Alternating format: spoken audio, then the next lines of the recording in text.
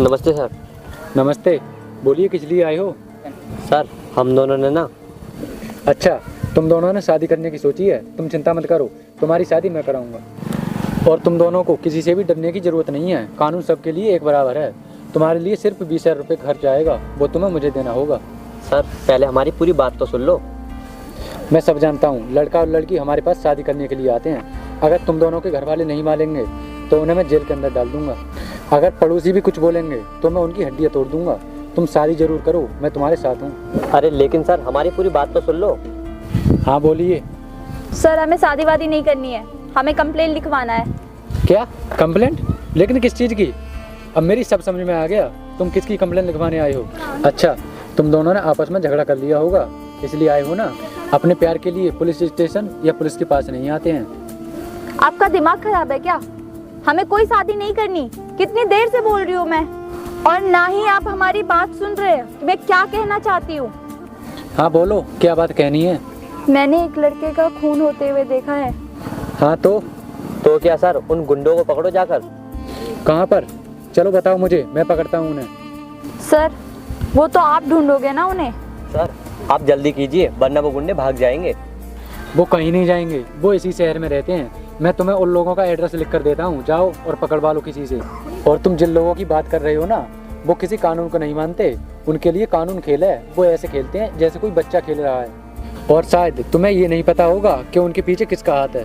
Sir हाथ किसी का भी हो, लेकिन कानून सजा उन्हें जरूर देगा। मुझे लगता है तुम लोग पागल हो। तुम्हें पता है तुम किसे छेड़ रहे हो? सोते हुए शेर को। तुम्हें सोते हुए शेर को छेड़ना नहीं चाहिए। मैं तुम लोगों को अभी भी समझा रहा हूँ, हम जैसे पुलिस वाले उसका कुछ नहीं कर सकते। उसके पीछे मंत्री का हाथ है। इसलिए मैं कहता हूँ अपने घर जाओ और अपनी आंखें बंद कर लो। जो भी हो रहा है उसे होने दो। अगर लोगों को प्रॉब्लम होगी तो वो पुलिस वाले के पास नहीं जाएंगे तो और किसके पास जाएंगे? अगर कानून ऐसी बातें नहीं सुनेगा तो गुंडे तो पैदा होंगे ना। कोई लड़की, तू अपनी ये कानून मत पढ़ा। हम सब जानते हैं, मैं तेरी खातिर अपनी जान नहीं दूंगा। तुझे पता भी है तू किसे छेड़ रही है।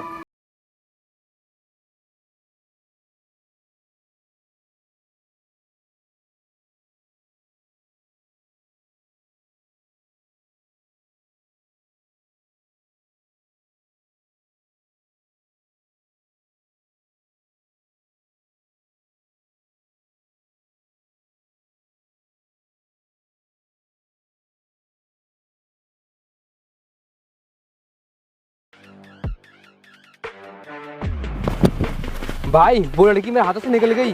क्या कहा? हाथों से निकल गई? मुझे जिस चीज का डर था वही हुआ। इसलिए मैं कह रहा था उस लड़की को मैं मार दूंगा, तू यहाँ रहो। मगर तुझे मारने की ज्यादा जल्दी हो रही थी ना। अगर उस लड़की ने मुंह खोल दिया तो हम जेल के अंदर होंगे।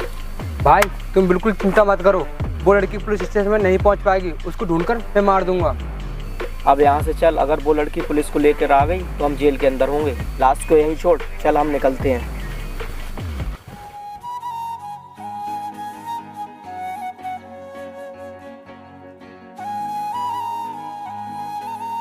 अरे क्या हुआ बहन, तुम यहाँ क्यों बैठ गई? मैंने ना 2 दिन से कुछ भी नहीं खाया है, इसलिए मुझे चक्कर भी आ रहे। तुम चिंता मत करो, मैं तुम्हारे लिए कुछ खाने को लेकर आता हूँ।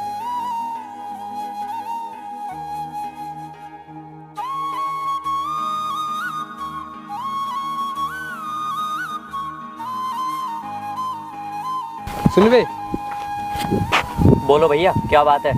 तूने किसी लड़की को देखा? वो बहुत गरीब थी। ये गुंडे तो उसी लड़की की बात कर रहे हैं। ए भाई, क्या सोच रहा है? देखा या नहीं? मैंने किसी को नहीं देखा। वैसे भी मुझे अपने काम से फुर्सत मिलती नहीं, तो मैं दूसरे का क्या ध्यान रखूंगा।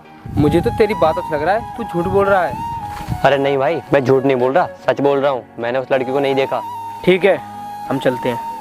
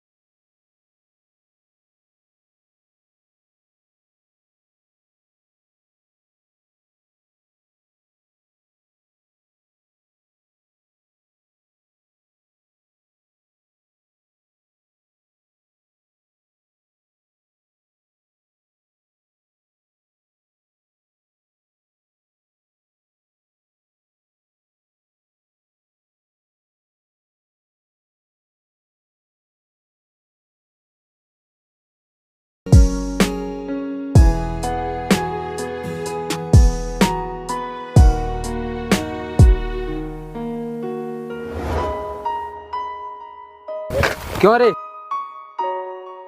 क्या कहा उस दिन? इस लड़की को नहीं देखा और आज इसके साथ आशिकबाजी कर रहा है। ये क्या बकवास कर रहे हो तुम? ये मेरी बहन है। अबे तूने हमसे झूठ के बोला, तुझे मरने की ज्यादा जल्दी है। तुम दोनों को पुलिस में जरूर फंसवाऊंगी।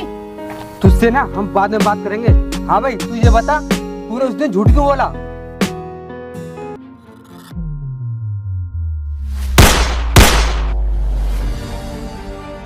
बहन तू भाग यहाँ से। बहन तुझे मेरी कसम, तू भाग यहाँ से।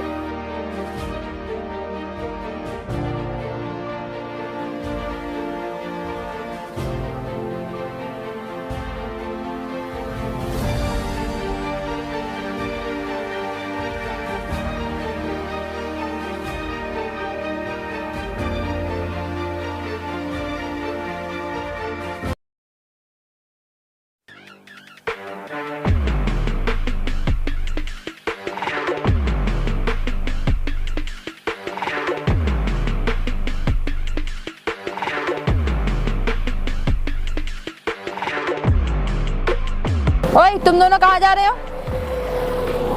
तू होती कौन रोकने वाली? तुम लोग चुपचाप खड़े रहो यहीं पे। अभी तो बस हाथ में गोली मारी है। अगर जरा सा भी हरकत की तो तुम्हारे सीने में गोली मारूंगी। तू ये बता, यहाँ पर क्या कर रही है?